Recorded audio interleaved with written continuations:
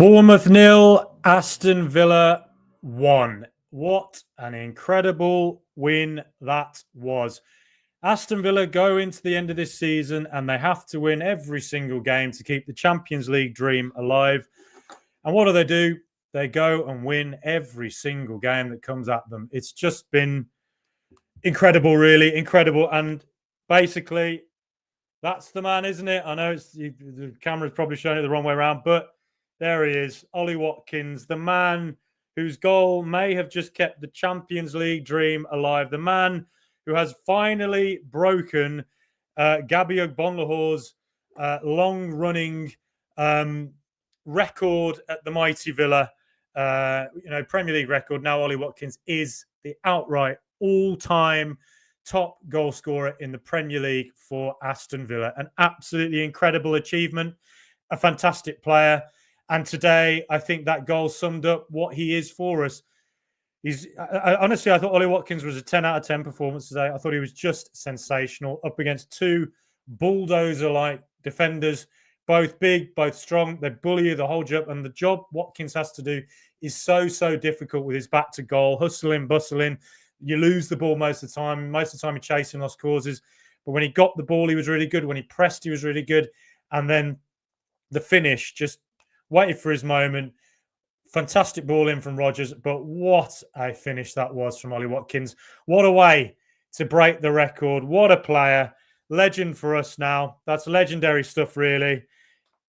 Ollie Watkins, you may have just got Aston Villa Champions League football again.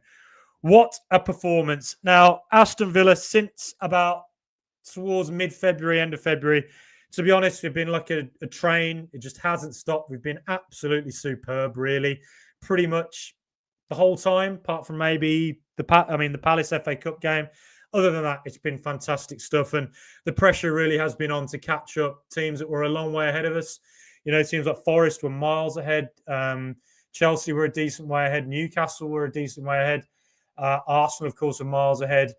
City as well. And we've really, the fact we've got ahead of some of them, the fact we're level on points with a lot of them, incredible, really. And what a showing from the end of this season. I think if you were to sum it up, you would say that, at the start of the season where Aston Villa were having problems was sort of injuries, I think, were the prime reason that Villa was struggling to take control of games. So many key players have been missing for long spells this season. But finally, we get those loan signings in January. That obviously helped. The Marlon signing as well. But, Villa finally got close to a fully fit squad towards the end of February. And since then, it's not a coincidence that Villa at home have been, pretty much invincible. Away from home as well, we've started to have the kind of performances that we weren't having at the start of the season. It seemed to me that if Villa went away, let's take Crystal Palace even as recently as February. If Villa went away, if a team really turned on the physical, the physicality and the pace, we sort of weren't dealing with it very well. And we inevitably would concede. Think back to Nottingham Forest away, in that final 10 minutes when we conceded 2, having been 1-0 ahead. I think if this game against Bournemouth, with 10 men in the last 10, 15 minutes, if that had been in November, December, I think there's a lot less faith in Villa to hold that lead. Whereas now, you think of our away games, since February, we've beaten Brentford away. Extremely difficult place to go away, and we've done it. We've beaten Brighton 3-0 away. Again, a fantastic performance there against a team who were in pretty good form as well. They were in very good form at the time. We've gone away to Southampton and got that 3-0. And nothing's given in football. We were 0-0 in the 75th minute. Look at Man City today, 0-0 at Southampton. I know they're terrible, Southampton, but on their day, 11 professional Premier League players can get a job done. And in the 75th minute, we had to find something. And Ollie Watkins was it with a fantastic goal. I think maybe goal of the season now that we're not nominating John Duran for any of the goals of the season. And, it shows his importance to Villa. And then another away game today in Bournemouth away, a place we haven't won since Rudiger stayed headed in the biggest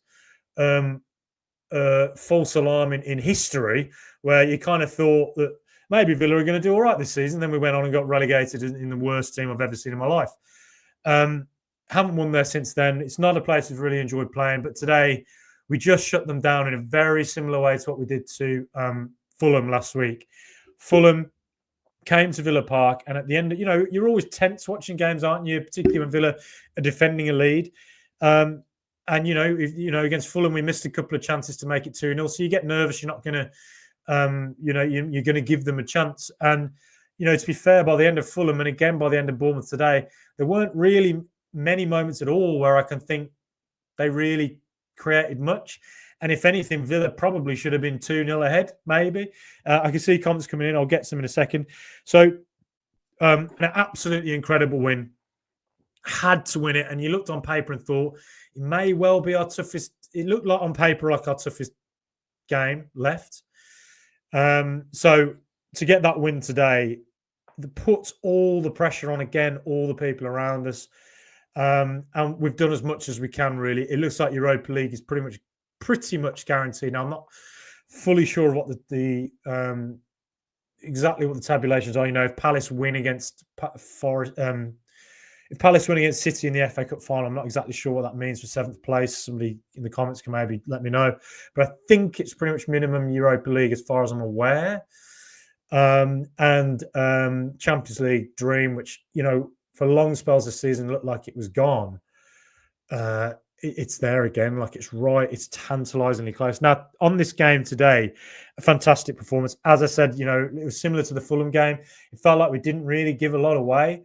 And we didn't. I thought first half, it was it felt quite even, but the first 20 minutes, Aston Villa for sure were the better team.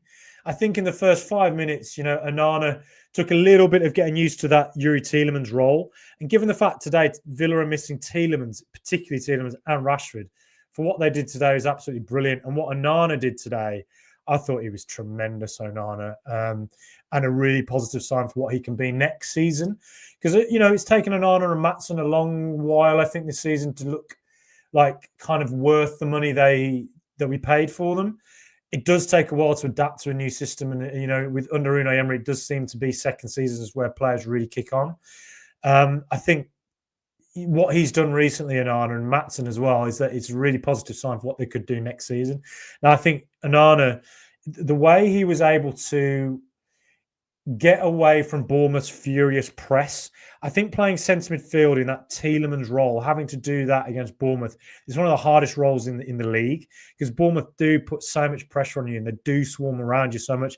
And for Onana to really hold the ball up back to goal, to make the right passes backwards when he needed to get away and turn when he needed to make the sideways pass to Kamara when he had to, and then when he turned at times to then gallop forward and break on forward. I thought Onana was absolutely tremendous. I thought it was a brilliant display from him and Kamara as well. Onana and Kamara on a couple of occasions getting down that right, say Semenyo or Milos Kerkez, getting down that left, and when on the few occasions they did manage to get past Castro and get a ball across, quite often you would see Kamara and Onana in exactly the right place to cut off the ball inside. Absolutely tremendous performance, I thought, from the two centre midfielders. Let me know in the comments as well what you thought. Other brilliant performances, I thought Matty Cash was absolutely exceptional. Cash, we all love Cash, don't we? Because he's been at Villa a long old time. We're always going to love the man. Do you sometimes think he has limitations? At times, yes. Particularly in the final third. But today, he showed what he is. He's really athletic. He's very industrious. He does exactly what he's told. And I think that is what Emery must like in him. A player that just, gets into that final third and doesn't necessarily beat a man. But sometimes maybe that's what Emery wants. Maybe he doesn't want him to gamble. And then we're not overloaded. Play it safe and just cut back if you have to. Maybe that's what he wants from him. But I thought Cash all game long against Semenyo, and I think Morgan Rogers as well, particularly in the first half. If you watched it, I'd love to see what the stats were for their running figures and for their defensive blocks as well, because I thought Rogers, whilst on the ball, wasn't particularly good. He looked knackered again, particularly in the second half. But Rogers tracked against Kerkez. I thought the two of them were fantastic, Cash and Kirk and Rodgers. I think massive applause to what they did today, because again, that's Bournemouth's probably the most dangerous area, isn't it? Semenyo and Kirkes. So for Rodgers and Cash to do the defensive duties that they did was brilliant. And like I said, I'd love to see the stats. I'll get to the comments in a second. Brilliant stuff from them. And like I say, Kamara and Onana supporting when they had to in that right area. Superb stuff. And then Mings coming in defensively, excellent again from him. He's just a really solid centre back, isn't he? And the stats since he's come back, we concede far fewer goals. We just do. And Emi Martinez, when he had to come out and collect the ball and catch it, that's what, or a big thing that we'll miss if he ever goes, because he's just such a great, he's just such an authoritative presence. He did it numerous times today. It was superb. Him and so yeah, I mean, I could just praise everyone really, but I think man of the match for me, I'm tempted to go Cash for that absolutely incredible header at the end.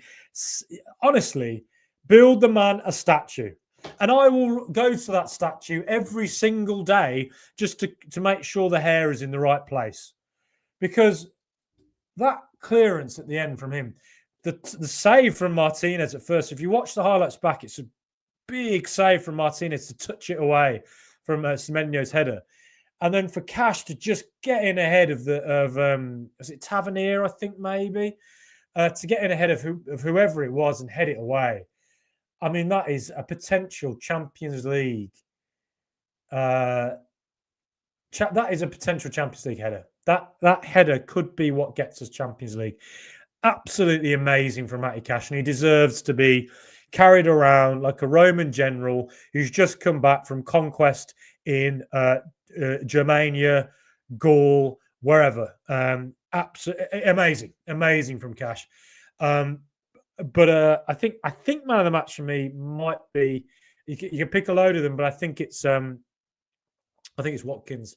I think Watkins, you're up against two really tall, physical, tough centre backs. A lot of long balls are going into you. You're having to run endless long lost causes. And for him to just link up the way he did, to be so good in the ball as he was, to win as much as he did in his key duels, to then get an absolutely brilliant finish. And I think Rodgers is probably his only really good moment on the ball today from Rodgers. But that's why he always plays, because I think if Rodgers is to improve, there are a lot of games where the ball bounces off him. There's a lot of games where he's not retaining it brilliantly, but he always has a moment where he gets a goal, or he brings an assist, or he gets the pass before the pass that leads to a goal. He's just such a key and important player who can change a game with one moment of absolute brilliance, and he showed that today. A superb ball into the box from him, and Watkins getting in it. It really was a fantastic goal from Watkins. I can't emphasize that enough. 16 goals again this season. And, it's felt at times with Watkins, it's felt like it's not been his best season. 16 goals again, his assists again are absolutely brilliant. And bear in mind, all season long, he's been coming off in the 75th minute, the 60th minute when Duran was here. If he'd been playing more regularly 90-minute games or 85-minute games, he'd have an extra probably 3 goals. He'd be up to 19. He'd be pushing past 20 again. So, no, Watkins, mate, legend. He cemented his legendary status today. All-time Premier League goal scorer with a performance that absolutely deserved it. I thought he was 10 out of 10. 10 out of 10. A lot of players were 10 out of 10, close to it. Asensio as well. Asensio, since he missed those 2 penalties against Southampton, looked a little bit lower on confidence. I think it's just a natural moment for him where you come in and you start scoring. Opposition teams prepare for you a bit more. You then have to readapt to that.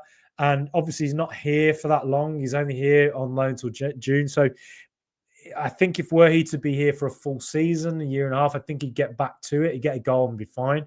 It just feels like he needs a goal at the moment. But that said, I actually thought Asensio, first half, again, was really important, really good. There was a lot of moments where he was getting forward.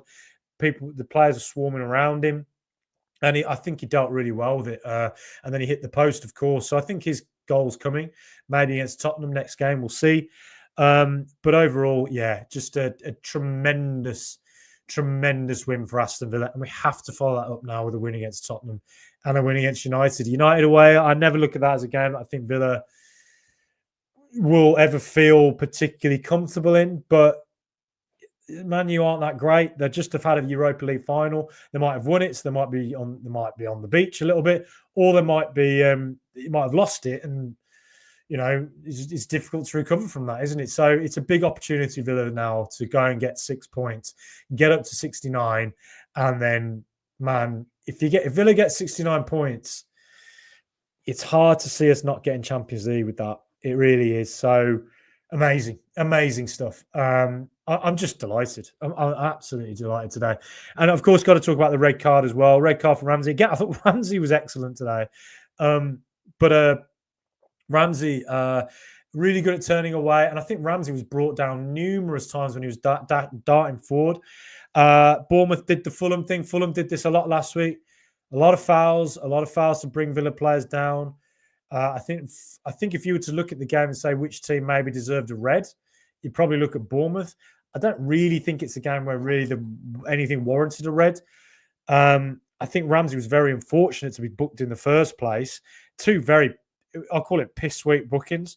First one, I think he had every right to be annoyed because he'd been brought down 2 or 3 times, and that foul that from him, I think it was Scott. Was it Scott or Cook? It was one of the two of them. It was really cynical. They're the type of fouls that they're called professional fouls, right? But they can injure a player quite seriously. That, and yeah, he got the deserved booking, the Bournemouth player. It's probably not a red. It's closing in on an orange. Nasty foul that was. And given the fact they'd had 2 or 3 against him, I think the referee should have shown a little bit more intelligence there and gone, I can understand why he's reacted the way he has. Ramsey should probably have a little bit more awareness, just don't get involved like that. Just take the foul and move on. But I can see why he was as annoyed as he was. And I think he was unfortunate to get booked for it. But then you can argue, he did put it head to head. So, yeah, I can see why it happened. But again, the second booking, I think, was absolutely weak as hell.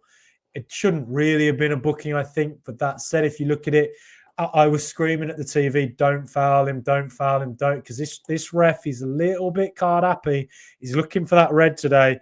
And I could see the Bournemouth player was going to get down. And I think Ramsey did just catch him with his hand, and I think caught him with his leg at the back as well. So again, it's extremely weak. I don't think Ramsey did really deserve a red card at all today. But I was screaming at that TV, don't touch him. And he did. And it was not the smartest, but overall a superb performance from Ramsey. And I think for Villa, then, with 10 men for that last 10, 12 minutes, to hold out the way we did was absolutely brilliant. And it's a side of Villa's game that I think we weren't great at for a long period of this season. Recently now, I think Villa have started to look really good when we've had to be that. We've been a bit more defensive. And I think we've really limited teams to very few chances in a lot of games. And again, today I thought was, we were the boa constrictor. We wrapped ourselves around Iraola's, pressing machine. The footballing terminators that they are, they absolutely will not stop ever until you're dead, as Carl Reese said to Sarah Connor in Terminator 1, one of the greatest films of all time. And but today I think we were Carl Reese. We held them off. We didn't let them get us. So look, what a win. Champions League, mate. Dare to dream. It's still there. Black Country Villain. Hi, all UTV. Good to see you again, mate. Thank you for your comment. Dub J, very happy with that, aren't we all, mate? Congrats, Watkins, as well. Yeah, mate. Watkins, absolutely amazing. I thought that was a very savvy, defensively solid, intelligent away result. Well done, us. Yep, absolutely. The kind of savvy and defensively solid game that we weren't having earlier this season. It's the kind of game that we started to see more and more. And I think if Villa can take this kind of performance into next season, we can take our recent away form into next season and hold on to our home form. Aston Villa really can push into the top 3. We can, because I think earlier this season there was a lack of control in games, there were a lot of injuries, and away form, you just felt we wouldn't cope with the pressure. Now, it feels like we're coping with everything. And if we can keep players fit for it on a regular basis, mate, who knows what we can do, honestly. Black Country Villain, great result. Ref was poor. Yeah, I thought the ref was a bit trigger happy with the The bookings, maybe. I think Bournemouth did deserve a few yellows. Not the best event refereeing performance. Midnight Mark, 10-12 1, great result. Thanks, Ollie. Great to hear from you, Midnight Mark. Yeah. Congrats to Ollie. And it was really well fought and 10. Yeah, really good. Setterstein, I think, won. Cheers all, huge win, and Ollie Watkins #1. Absolutely, what a performance. Shane Coleman, 7 wins in 8, great win. Watched last few minutes, looking through my fingers, saying, mate, yeah, 7 wins in 8. I mean, it's absolutely superb. It's such a shame we didn't hold on at City, isn't it? Because then that one extra point, you're like, man. But other than that, that one aberration, it's been an incredible run. And Villa rose to the occasion when we needed to. 2 more to go. Let's keep on going. Kudos to Onana today. Very different to what Tielemans brings us, but he brought his A game, so bloody everywhere it was. Absolutely. And it gives you the sense that he can start more next season. There's more to come from Onana. It was a brilliant display from him, I thought. Richard Grosvenor, massive win, Frankie. We are on for any position from 3rd to 6th. Yeah. We are. And look, Arsenal ain't great. I don't think they're going to win at Liverpool. I think they're going to lose at Liverpool tomorrow. And if we look at the league table, Villa are now 4 points off them. And who knows what happens with Arsenal? If they lose another one, Villa get up to 66, 1 off them. Wow. I mean, bloody hell. I mean, where can Villa finish this season? Man, bloody hell. Winnipeg Walter, great to hear from Canada, our good friends in Canada, great country. Up the Villa, cheers from Winnipeg. What a guy. I love poutine, one of my favourite dishes. And my cat is meowing like crazy out there and either wants to be fed or to be let out. Europe, 3 wins in a row. What is this? Yeah, man. Europe has never been a regular thing for Villa growing up for me. I've seen Villa in Europe on every now and again, particularly in the 90s. O'Neill era was a bit of it. But, quite often we'd let ourselves down, particularly against Rapid Bloody Vienna. But for 3 seasons in a row now, semi-final, quarter-final, getting probably further than we really should do as a team that's just getting into Europe for the first time in a long time. To build up that experience is absolutely incredible. And, it makes you think that Villa become a team that players can look at and go, that's a team who's in Europe all the time. I want to go there. If we get Champions League, it's a team that the players look at and go, they're always in the Champions League now. They've got a top manager. The atmosphere is always brilliant there. They beat teams like Bayern and PSG. It means we just are so much more attractive as a club to players, but also to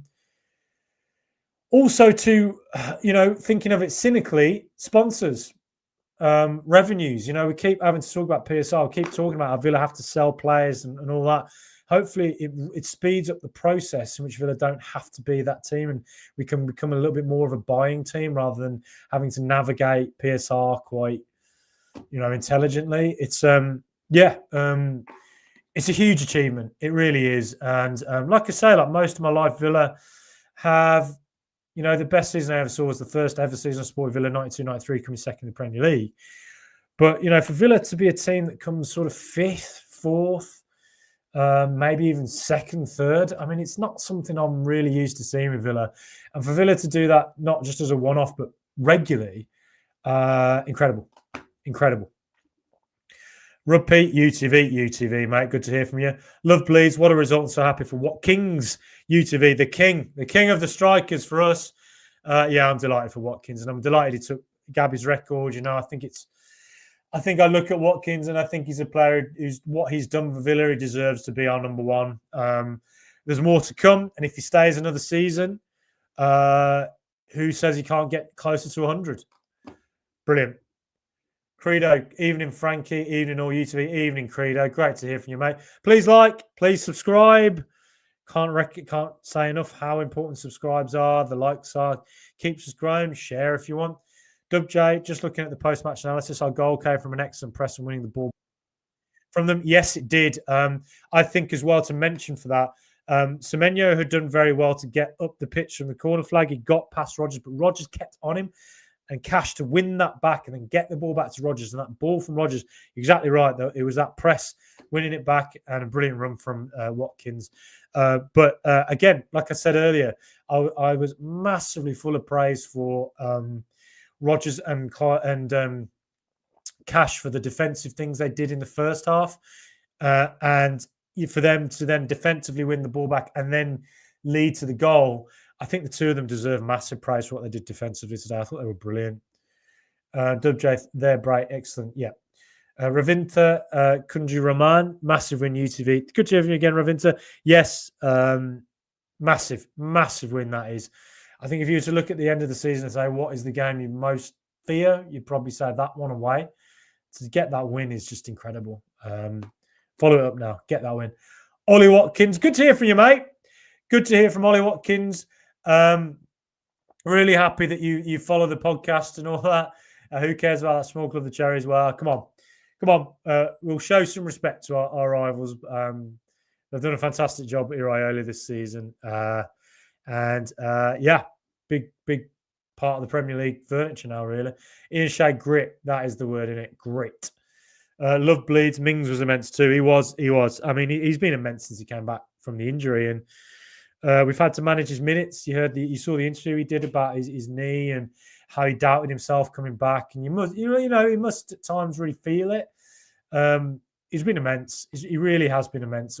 Ever since he came back, he's been a massive plus for us, and I think why we've been defensively better. Ruppy Clivert deserves a straight red for his ridiculous dive. Yeah, it wasn't the best dive, was it? Seeking Ramsey needs to be more street smart. It wasn't the smartest from Ramsey. I think it was. He had to be a bit more intelligent. I think when he was, particularly for the second yellow, it was like, you're on a yellow, just don't touch him. Just follow him, be near him, but don't get him. Don't give that referee a reason to book you. He's looking for it. Now we just need Newcastle to do the business tomorrow. Yeah, I'm not really sure what I want tomorrow. I'm not sure. Chelsea then have United at home. They then have Forest away. That Forest-Chelsea game comes at probably at a good time for Villa. Do we want to draw from Chelsea, Newcastle? Do we want Chelsea to win it? I don't know, really. If you look, we're level on points to them. If you look at Newcastle's fixtures, they've got Arsenal away and Everton at home. Now, I'm fairly sure they'll beat Everton at home, but you never know. Everton away, they beat Forest away, didn't they? They beat Fulham away today as well. They wouldn't write Everton off, but you'd think that Newcastle favourites that Arsenal away.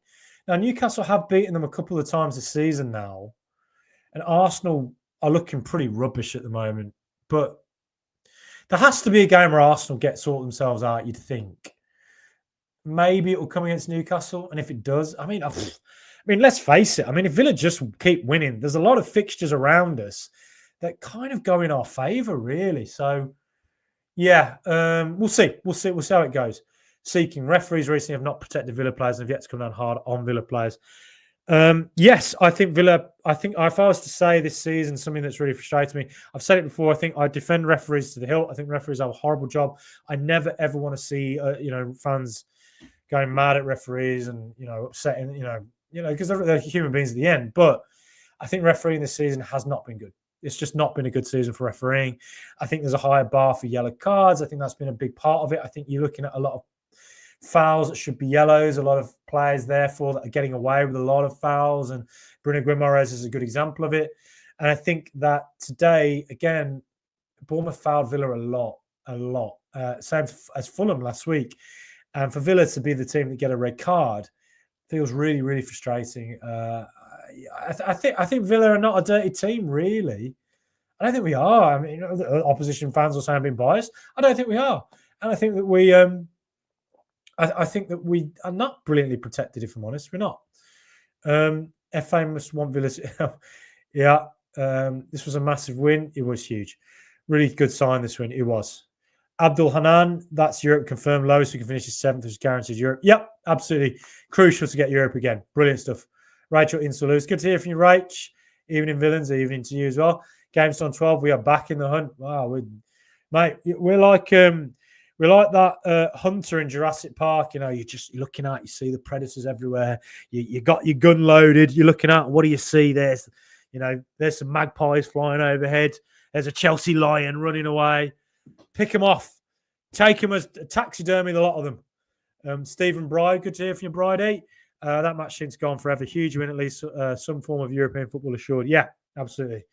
Agreed, mate. It did feel like it went on a while, but we were comfortable, really. And it really wasn't until Villa went down to 10 that Bournemouth had maybe one chance right at the end where Matty Cash earned himself a statue. And also a brilliant save from Martinez to knock it on as well. Gamestone, we are becoming a well-seasoned team. Experienced Europe last season. This plus the cup run has been huge for themselves and players. It is, I can't stress enough the last 2 seasons, these long runs in Europe, getting used to playing midweek and playing at the weekend, going far in the FA Cup, these big games. And, it gives these players a sense of belonging, a sense that they're a team that can turn up at Bournemouth away and think, we know how to get the job done, and we've beaten absolutely brilliant football teams. What really should we fear? There's nothing. And we're showing we're a very versatile team. We can get the job done when we have to be the more ascendant team.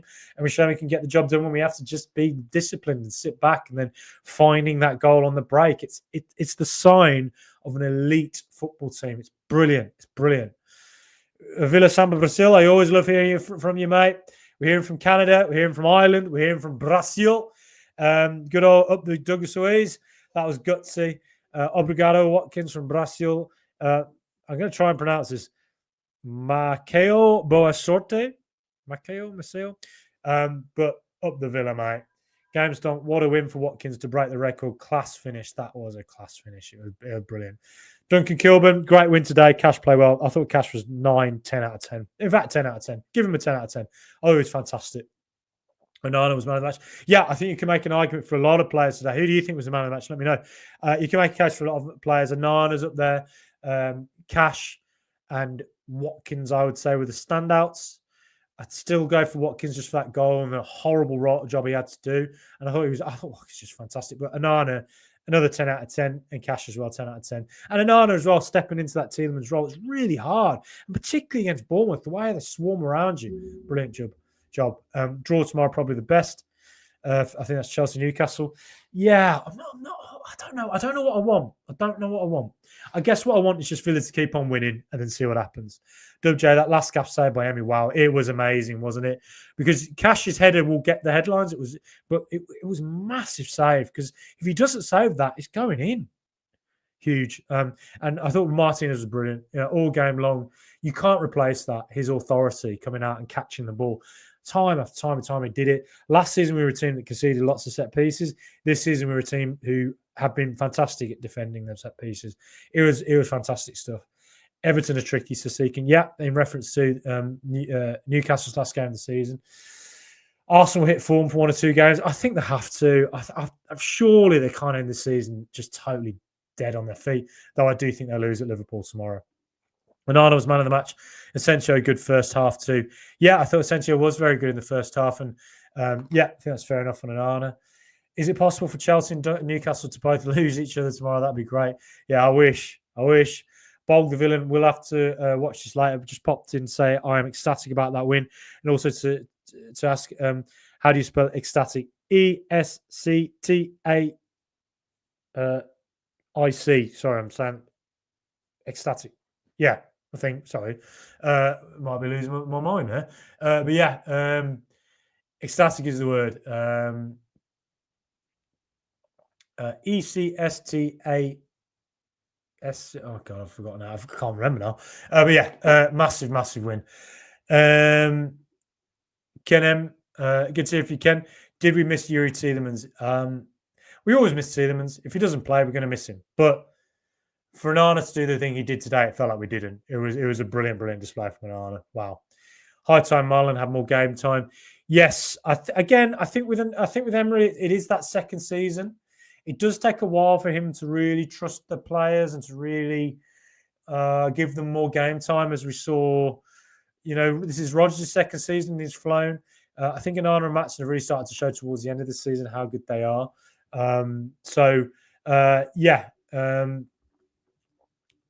Brilliant stuff from them. Uh, yeah. Who else is there? Kurum Quraishi, new contract for Ollie. I don't know. I don't know if that'll come, but I'm interested to see what will happens with Ollie this summer. But whatever happens, you don't know what you got till it's gone. Man, he has given so much to us. Ochiolism. Marlon will definitely get more game time when Rashford goes back to United. Let's be honest, we aren't signing Rashford. Yeah, and I think that I think I think Marlon will get more game time next season. He's shown what he can do. I think he's shown a really good back to goal player against Fulham last week. He showed again how dangerous he can be. The game time will come for him, and he's a player who I think next season he should aim for 13, 14 goals, genuinely. And he'll get more game time. It will come. It will come. He just has to be patient. Ollie, top Prem scorer, though. Benteke is still top on GM. Yeah. Benteke was a brilliant striker for Villa, but Ollie, man, he's the man. How important is that 2 points dropped in 96 minutes of Bournemouth at home? Yeah. I mean, look, if Villa are not to get Champions League, it will be those draws early this season. Brighton at home, Bournemouth at home, Palace at home, Ipswich at home. They are the games that we'll look at and say they cost us. The games we really should have won, all of them. And had we won it, we could be runners up this season. But we'll see. We'll see. Duncan Kilburn, we're best in the Premier for defending corners, I hear. Yeah, we are, which is a total 180 from last season. Hope those 2 points don't cost us. Yeah, same, mate. Ecstatic. Yeah, that is it. ECSTATIC. That's it. My brain was going there. My brain was melting away from me. Richie Ryan, all to play for. The more teams we compete with for positions, the better the chance. Players doing the talk on the pitch, and Emery off it. Exactly that. And Emery really backs his players to do it. He's sending the messages out recently with what he's been saying that he expects it. Good on him. And the players have risen to it. It shows the sign of a team that has full belief, and that's not what I'm used to throughout my life with Aston Villa. Kamara hasn't signed that new contract yet, has he? He has not. I think that is something that will be interesting to see. I think Villa will go all guns out to get him. If Villa get Champions League, I think there's a very good chance he signs it. If we don't, it's a bit more in the air, but the ball's in his court, really, because there's a lot of teams, or there's not a team in world football that wouldn't be improved at least in their squad. And I would say the vast majority of teams in world football will be improved by having him in their first 11. He's a fantastic player, Kamara, and hopefully we get him over the line. Crazy start, only 2 goals conceded to corners this season. It's incredible. But, it shows growth as a team as well that we've learned from it from last season when we were really poor. I think all the players deserve credit. I think probably the addition of Annan has helped. His height, Martinez, the way he comes out and collects, we're just really good at it. It's superb stuff. Rich Ryan, delightful, and we today as well. Whenever Bournemouth got a corner, I wasn't nervous. And last season, I was constantly panicking about what we were going to do from corners. Delightful Watkins, a Villa legend. He always delivers silence of doubters. Absolutely, mate. He shut everyone up.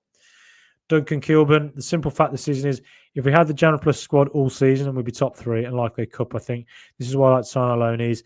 Yeah, I think it's shown how important it is to have the top players and the squad depth. Like Unai Emery seems to have worked out a bit quicker than a lot of other managers. Squad's what wins it now. Those 5 substitutions make a big difference. And particularly when you're playing in Europe all the time, you need a deep squad. And it's difficult in the PSR environment to have that deep squad to be able to pay all these players who might not necessarily be starting all the time. But squad is so crucial. And I think you're right. I think the crucial thing is not just the signings we made in January, but I think it's also the injuries. We have heard non-stop about the amount of other teams from the so-called Big Six who've had terrible injuries. Newcastle last season, Manchester United last season, Arsenal this season. Declan Rice talking about it the other day. You'd say this season, Man City, to be fair, had quite a few bad injuries to key players. You could say Tottenham, again, 2 seasons in a row, have had a lot of injuries. Partly it's how you manage your team. But on top of that, I think with Villa, we've had horrendously unfortunate injuries 2 seasons straight. ACL, FC last season. This season, it's been lots of muscle tears. And we had to wait a long time for Kamara didn't come back to November. He has to work his way back to fitness. Mings isn't back till January. Pau Torres was out for 2 months.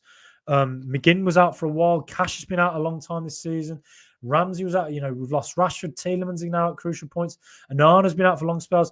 Villa have had real bad luck with injuries again. And so, but compared to a lot of other managers who talk about it a lot, when does Emery ever talk about it? He never brings it up. No excuses culture. He lets goons like me whinge and whine about it on podcasts. He doesn't do it. He's incredible manager on and off the pitch. I love the man so much. I want to get him tattooed on my face. And he ain't there playing Legend of Zelda. He ain't there trying to get 100% completion in Grand Theft Auto by robbing a bank somewhere. No. That man, every single day, he never makes an excuse. He never whinges. He never complains like certain other managers, cough Mikel Arteta. And he just gets on with it. And the coach he has for the team as well, every single player that plays for him just goes up a level. He's amazing. And I think if next season we can maintain the kind of squad depth and non-injuries we've had since roughly February, then Villa can do anything next season we can. And on top of that, it sort of means we don't have to go massive in the summer for signings, which then with squad cost ratio, which comes in at the end of next season, just looking ahead, it means Villa don't necessarily have to panic with PSR or whatever. It means that we can maybe go a bit easier in the transfer window, and then maybe the summer after go very hard. And that's when Villa might be able to go and make those 70, 80 million pound signings that are probably slightly out of our reach right now, but maybe won't be in the future. Let's see. If Kamara won't sign, sell him big bucks and buy Dougie back. Yeah, Dougie Louise, did you see his comment on his Twitch the other day? Poor guy's missing the Villa, and I'd love him back. I would, but I'd never sell Kamara. I'd keep him right to the end of his contract. I think he's just too good. Love Emery, no excuses. Players have that same mentality. When we had so many injuries, he never used it as an excuse, nor did the players. Absolutely, mate. Absolutely. Literally just what I said. Yeah, you wrote that before I said it as well. We're on the same wavelength, mate. Only intelligent people are on the All Villa No Filler podcast, I hope. I thank you so much. I thank you so much. Please, reviews as well. If you like what we do, reviews on Apple, Spotify, wherever else. It really helps us. We do get mostly positive reviews. Every now and again, we get a negative one. Whatever. It doesn't bother me. But it does help if we can keep getting those positive reviews. If you enjoy what we do, please help contribute, because it helps us keep on going, keep on growing. Keep doing what we do. Melty shirts. We never do it the easy way, but massive win UTV. Yeah, but I think you could say as well. You've got to say with the Villa. We haven't been doing it the easy way for long periods this season. But I think if you would say for Villa this season, there's been a lot of games since November where I felt quite nervy. But because a lot of the time it's maybe because Villa tend to just become a little bit more defensive, invite the pressure, win the ball back, and then go and get a chance. And it's a little bit Mourinho-ish in a way, because Mourinho's philosophy was you can't make a mistake without the ball. And it makes some sense. If you just sit deep and wait for the opposition to make a mistake and pounce. Villa have been doing it very well. We did it at Brentford, we did it against Brighton, and we've done it again today against Bournemouth. It's a side to our game that I don't think Villa have been fantastic at in the last 2 seasons, but it's something that it's becoming a new part of our arsenal. And if we can become a team that just wins all the time at home and it's just invincible, and we go away to teams that expect for us to be more ascendant away, like Fulham or Bournemouth or Brighton. And in fact, actually, we go there and we go a little bit more cautious, we hit them on the break. It just means that we've got so much about us. Like, we become a team that is very hard to prepare for then. We're not one-dimensional. We're a team that it's hard to prepare for Villa now. You don't quite know what to do. Because if we'd gone for it today and gone attacking, Bournemouth would press hard and probably have more space to run into and create more. Whereas we sat back, and Bournemouth, if they haven't got that space to run into, if they haven't got the mistakes to play upon, It's quite hard for them to break through, and a lot of the mid-table teams are like that. So I think, again, away from home, if we can continue the way we've been playing away from home recently into next season, that means I think that adds to us 15, potentially 15 points. And if that's what it is, you're looking up to, with Villa, if we keep our home form going, you're looking towards 75 to 80 points. And that is the sort of thing that could get you in title contention. I'm really excited by what I've seen from Villa towards the end of the season, both defensively and offensively. Really excited. Melter shirts. We'll actually enjoy watching games tomorrow now and trying to figure out the top 5 puzzle as we go. Yeah, mate. Absolutely. I always love your comments, and you always contribute such good stuff on here, mate. Thank you so much. I'll enjoy the games tomorrow as well. And there's a predictor online. If you type in Premier League predictor, you can predict all the results.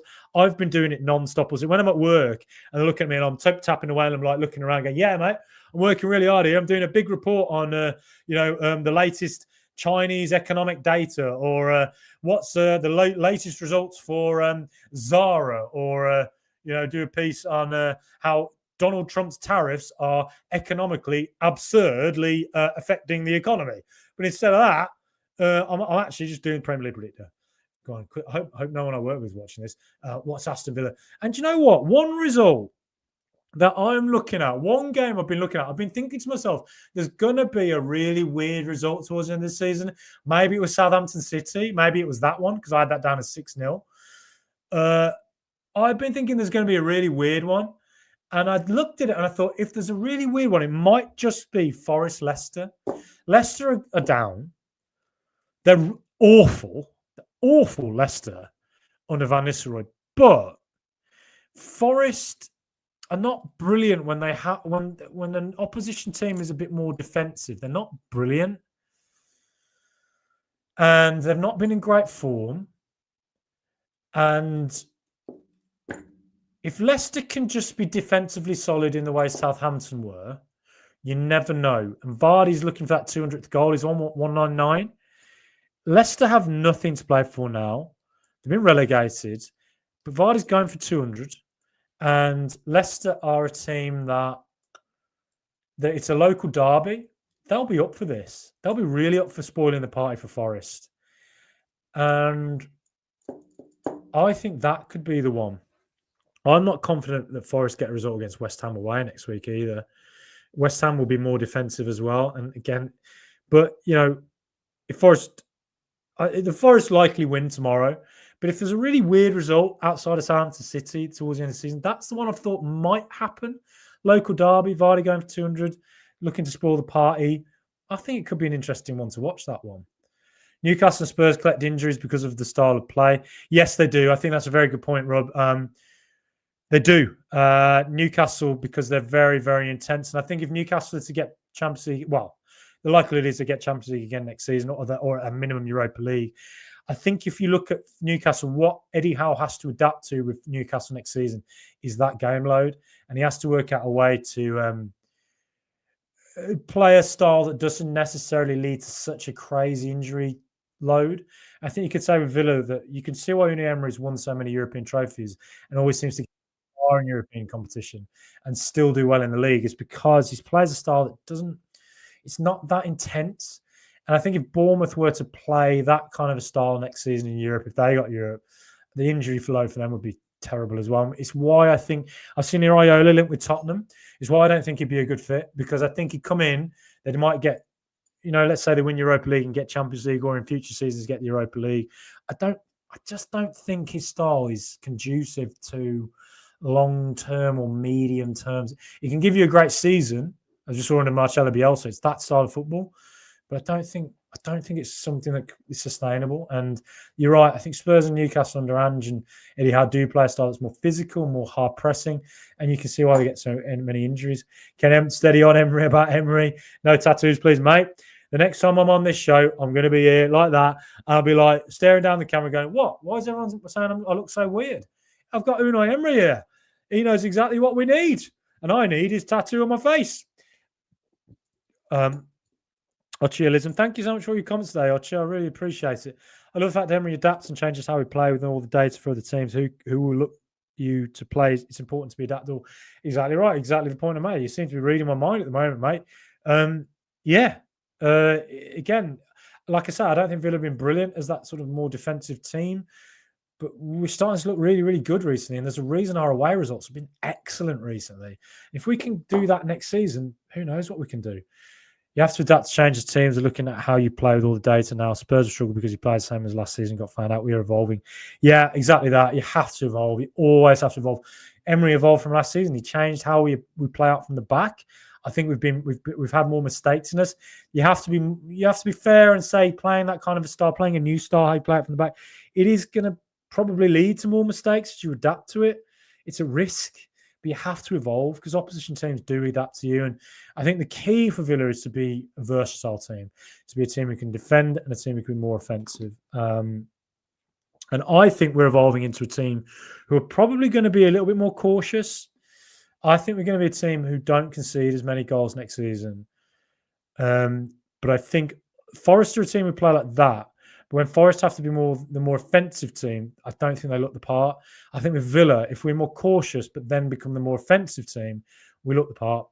Which is why I think if we can keep that going, if we can make the right transfers this summer, and if next season we're fortunate not to have that many injuries, don't get ahead of myself, but top 3, top 2, and a title or a trophy, it's on. Believe. Because why not? You know, why do we even bloody follow football if we can't dare to dream every season? So I'm not shocked when Spurs are in the league. Yes, no, Sam, I'm not shocked where Spurs are. Well, my prediction, my outside prediction at the start of the season was that Ange loses the plot by October and gets sacked. I think there's a world in which he should have been sacked back in October, November. It's because at Spurs, I think managers just lose the plot with Levy or Daniel Levy, sorry, at some point. I don't know what it is about the guy. There's something off the pitch with that guy. I'm sure of it that just gets to you as a manager. Also, the fact he doesn't seem to want to spend money at exactly the right time, and I think it's prevented Tottenham winning titles and winning trophies because they had the exact right managers when they needed them, and they didn't spend when they needed to. And I think you look at Villa, and I'm more confident in Villa being a more maybe staying ahead of Tottenham. This will be what is it, 4th season in a row, 3rd season in a row? We finished ahead of them. That's an amazing achievement, given the fact that they've been a regular Champions League club now for 15 years. It's extraordinary, given the fact we had to come back from the Championship.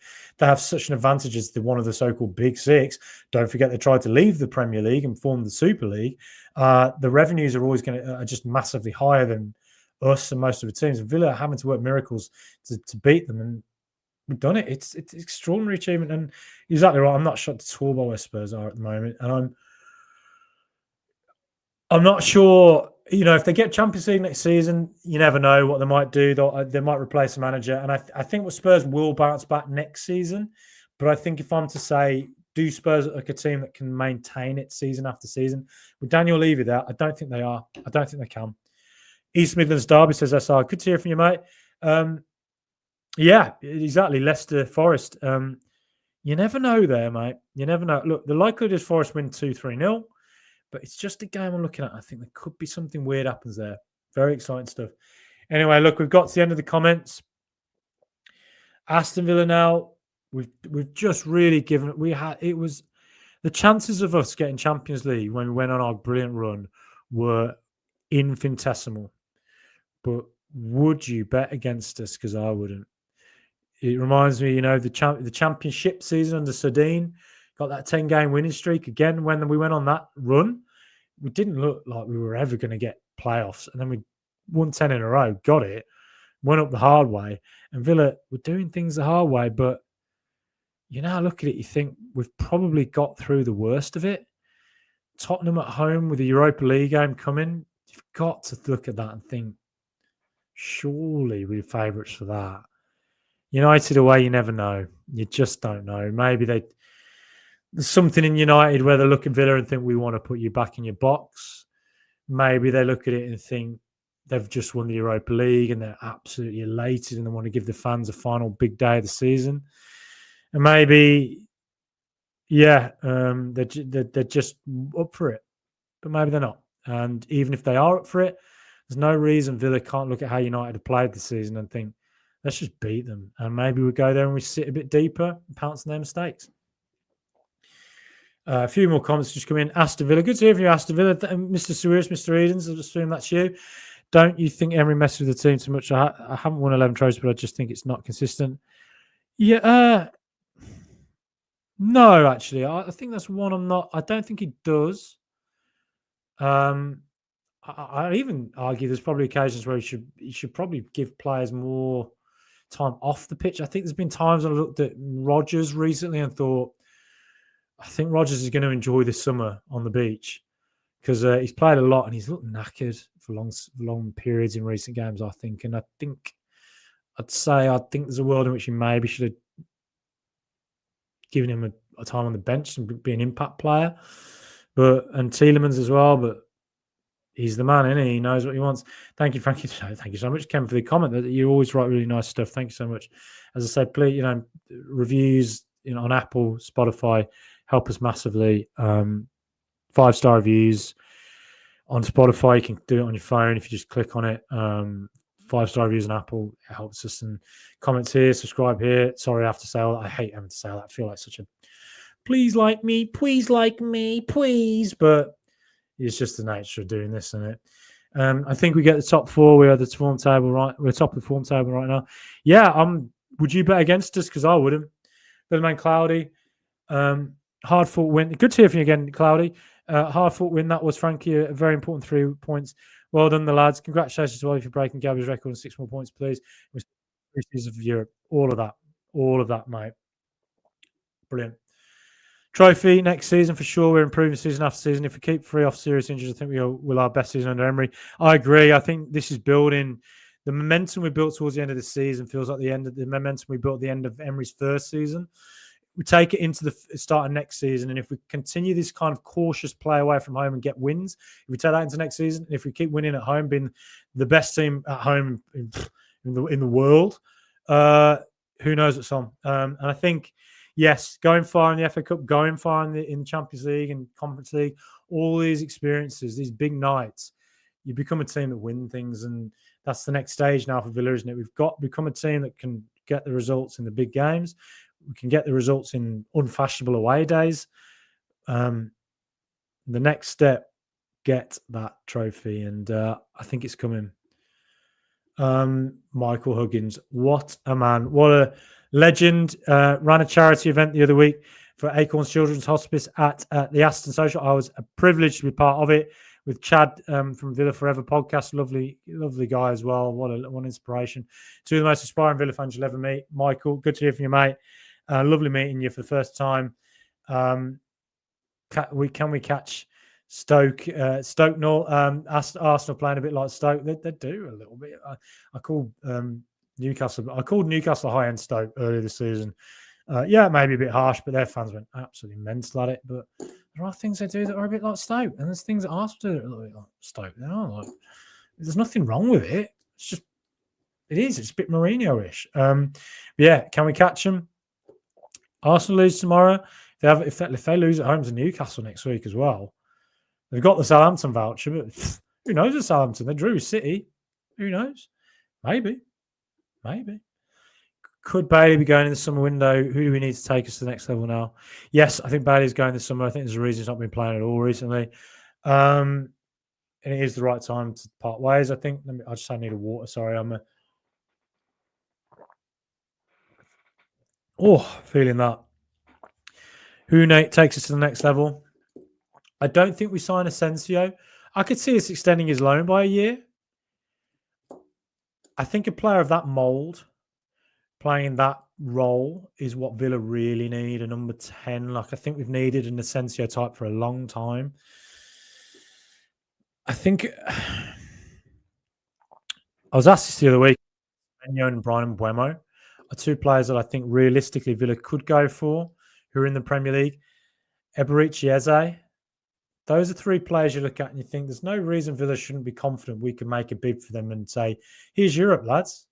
Do you want to come? And I think we're an attractive club now. Eze would be... Eze, if you watch Eze, That man is absolutely supreme. He's a Champions League player playing for Palace. In that, like I watched him the other day for Palace against Forest. He just does the right thing all the time. He's surrounded by three players and he holds on to it. He always makes the right pass. He's such a positive, wonderful player. And his attitude off the pitch, he seems like a fantastic human being.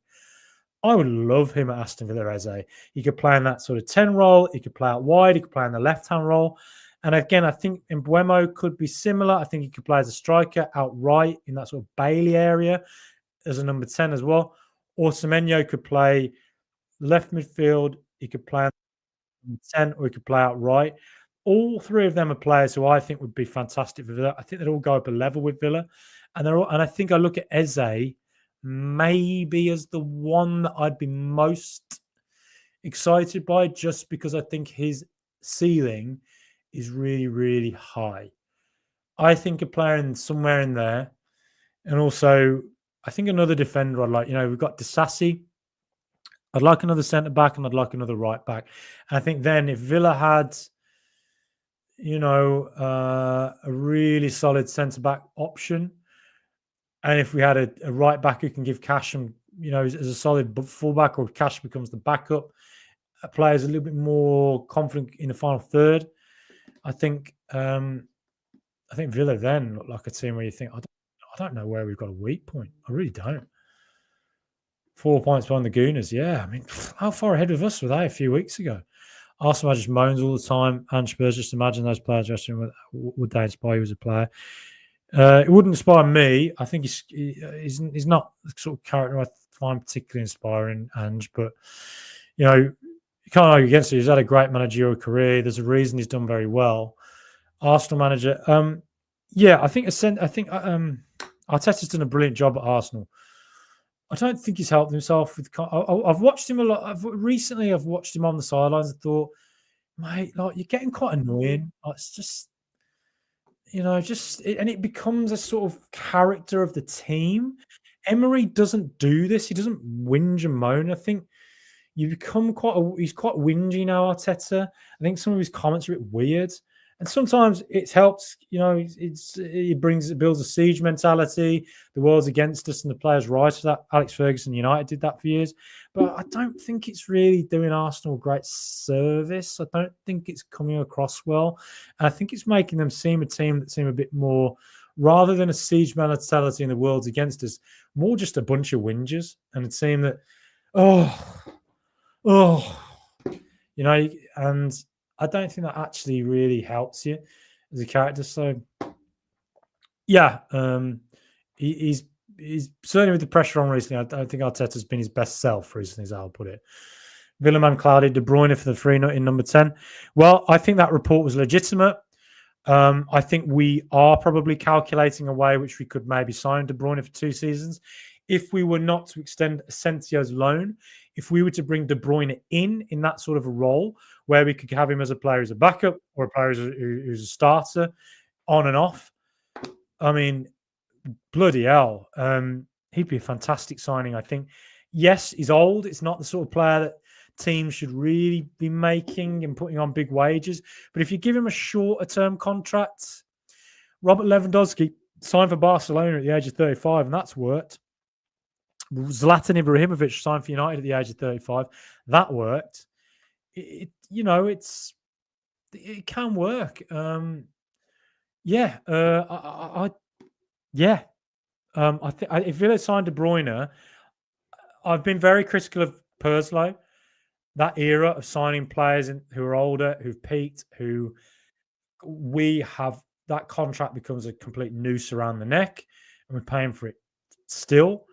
But I think De Bruyne on a free for a year or two, particularly if you've got Champions League, if the economics make sense, I think he could really contribute, and I think he'd win games for us that are draws that become wins. He's an incredible player, and I think him at Villa would be fun. I think he'd be up for it. As I stays in London, yeah. If I was to guess, I think he goes to. If I was to guess, I think he stays at Palace actually. But if he moves, I'd veer towards maybe Chelsea, Arsenal maybe. But look, if Villa made a bid, Who knows? Ocho, a lot of comments have come in since I was in. Emery players wants to run through brick walls for him. Defalone extend for Asensio, can see that. We don't sign Rashford too short term. Rashford, if we sign Rashford, I'll be delighted. If we don't, I wish him well. Wages, I think, might be the sticking point there. Don't get me wrong, I love him at Villa. Eze, that is. Yeah. Same. So do you think Watkins is going to be sold away? He's not starting some games if he doesn't stick, or it seems to his fault. Yeah, I think if Villa get a big bid, I think as well Villa might take it and maybe go with something different up front. You don't know what you got since gone. We would miss him massively. I'd be excited to see what Asensio and Monchi plan to replace that, but it's very difficult to replace Ollie Watkins. But that said, if Villa get a 50 million bid for him, pushing on 30, I can see it. But I think Watkins is so durable and fit. I think he's got another 3 years of him getting these sort of numbers. I really do. He's a brilliant player. Don't see Ollie going. Yeah, I'm more leaning towards think I can see it. I don't want it, but I can see it. Loving Buemo, he'll bring a lot to it. Also free kicks. Yeah, he'd bring a massive amount to Villa. He'd be a great signing. Fantastic player. We're 100% Frankie. Get Eze in a Villa shirt. Link-ups would be cooking. Yeah, man, he'd be brilliant. Credo said. Piero Hincapi would be a great addition. Can play more positions. Great football player. Very physical in the good sense. Yeah, not a player I know a massive amount about. Leverkusen. 23 years of age, just looking him up now, centre back. Yeah, I mean, Leverkusen losing Alonso, they're losing Florian Wirtz this summer, so they're a player, a team that's going to be in transition and probably going to have to deal with it. And Jonathan Tah as well as going. Tough summer for them. Ocho, the passion I see from Emery on touchline is incredible. Same, it's incredible. Arteta is Kevin the teenager. Oh yeah, he's seen a bit recently. Hey, Golding here, good to hear from you, mate. My kid got a selfie with Sfera Nipan, I think it's pronounced, last weekend at Rosenborg v Bern, and said go to Villa as he took it. Only 18 years old, but good link-up play, box-to-box and playing out from the back, just saying. Yes, mate. I haven't mentioned him today, Nipan. According to all reports, it looks like he's coming to Villa. It looks like we're the favourites, at least. 18 years of age, you've played regularly in top football, and you've got Man City, Arsenal and Aston Villa are all interested in you. You have to be a top player, and he's not coming here to go on loan. He's coming here to start. Very exciting signing. He would be very exciting and it's a sign. He's one of the top-rated young players in world football. That's the type of player that recently would have gone to Arsenal. He'd have gone to Real Madrid. He'd have gone to City. He'd gone to Chelsea. He'd have gone to Tottenham. They don't go to Villa. If he comes to Villa, that is a real sign that Villa are. Our reputation under Emery precedes us. It's brilliant. De Bruyne, not sure I see it. Yep. No to De Bruyne in that Morgs position. You subbing him for that, not for me.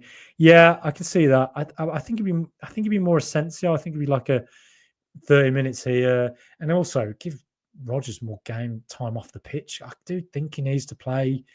Look, I get it why he always plays. Do think there's games I look at and think it'd be nice if he just had a moment off. Ollie works so hard for us. Which goals he brings. Yeah, man. If you watch Ollie live, you cannot watch him live and not think he's a brilliant football player. He's fantastic. Morgs running to ground. Yeah, I'm subbing in De Bruyne. It's about squad depth, Credo. Yeah, exactly the point I just made. Yeah. We need to replace Ollie, but with who? Liam Delap is a signing I look at and think that's a player I think could do Ollie type things. I think it'd be a brilliant signing for Villa. I really do. But again, it's a little bit of a risk because we don't quite know what he can do at the top level. I don't know. I don't know how you replace Ollie, really. It's very, very difficult to do that. But we can. But we've replaced big players before, is how I'd say it. I love Ollie. Delap. Mate, Villa Manclay. No wonder you subscribe to the show and write great things because you're an intelligent person. Only intelligent people on here, please. You read my mind. Thank you. Ollie has struggled with little injury niggles all season. A little bit, yeah. He's so durable. It's more. He's not played 90 minutes all the time. I think Ollie's top player is not play 90 minutes all the time. But it's something for him to get used to. Rugby, Hincapi can play a right back position too. He's covering area. We have a witness in Alonso, mate, taken to Real Madrid. Yeah, I'll look that up. I'll do some research on him because that's a top player. It sounds like we really need. Geordie Villain, great to hear from you, Geordie. You always write really great stuff, really informative. I love reading your longer comments as well. Really informed stuff. Bit late to party tonight, Frankie, so I'm going to watch a bit later. Bloody weird game. Ref had a flipping nightmare, in my opinion. Yeah, it was a bit weird. Ref, not as bad as some refereeing displays I've seen this season. But yeah, not the best performance either. I think Ramsey was very unfortunate not to be red carded, but he had to be a bit cannier as well for that second yellow. 60 million plus for Ollie, 40 million Delap on Tom Rashford as well. Yeah, I think that might be what happens with Villa this summer. De Bruyne has been injury. Yeah, he gets injured a lot. And look, big wages he come in for. 1 or 2 seasons with Champions League football, if Villa get it, I get it. I do understand why we'd do it.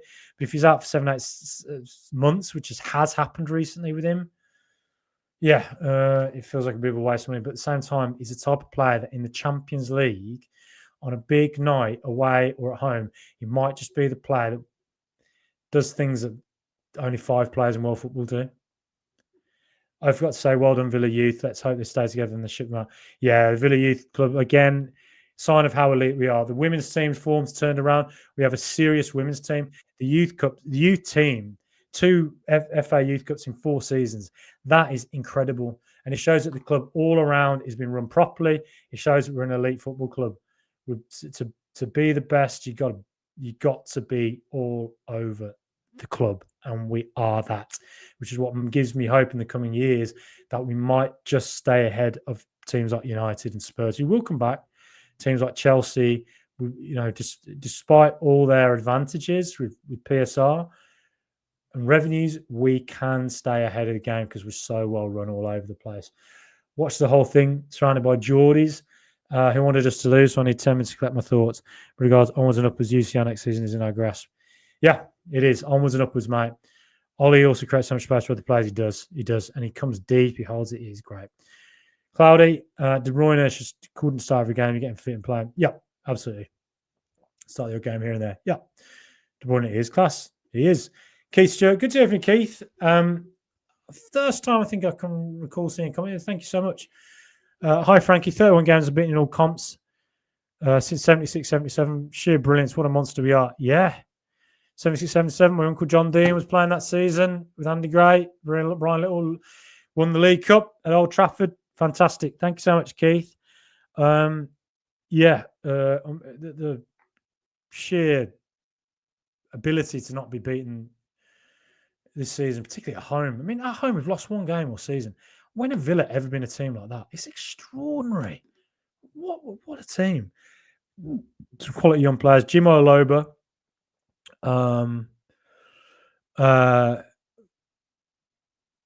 Cole Brannigan, I think, I really liked. There were a few of them. TJ Carroll, who looked like a stretched out Ollie Watkins. There were quite a few of them I thought looked the part. A lot of them are going to make it in professional football to a very advanced level, I think. Jimo Aloba looked like the one who I thought looked like might be a Premier League player in waiting. There was one other as well. His name's gone completely out of my head. Yeah, there were 2 of them I thought they're going to be. I think they're going to get Premier League games on. We've produced a lot of Premier League players recently. Robinham, Archner, Lamar Bogard, a couple more I'm forgetting as well. So, championship level at least. So, yeah, a lot of good players there, and we're due one coming through in the first team as well. So, yeah, Sarko. Hi, Frankie. Thought Onana's best game in a Villa shirt. First half, I didn't think Bournemouth could get near him and set pitch. Defending was brilliant. It was his best game in a Villa shirt. Totally true, mate. Totally true. It was a fantastic display. 10 out of 10. Ocho Onana, love him. Brilliant today. Definitely best game. He's shown elements of his game that didn't know he had. Yeah, on the ball, it's not something I'm too aware Onana's great at, but he looked the part today. Cloudy, man, the match was Onana. Immense today. Fair play. Anyway, I have to end it there. It's been going over an hour and it's getting darker now. Thank you so much for all the comments. Thank you so much. Please like, please subscribe. Oliver Watkins, you legends. Champions League football. Is it coming next season? Would you bet against us? Because I wouldn't. Up the mighty Villa.